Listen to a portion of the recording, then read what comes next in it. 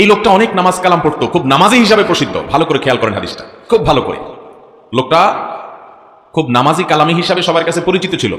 কি হিসাবে পরিচিত ছিল? নামাজি। নামাজ পড়া তো পড়া, আবার অনেক নামাজ পড়া। রোজা রাখা তো রাখা, আবার অনেক পরিমাণে রোজা রাখা। দান করা তো করা, আবার প্রচুর পরিমাণে দান সদকা করা। এটা কি ভালো মানুষের লক্ষণ না খারাপ মানুষের লক্ষণ?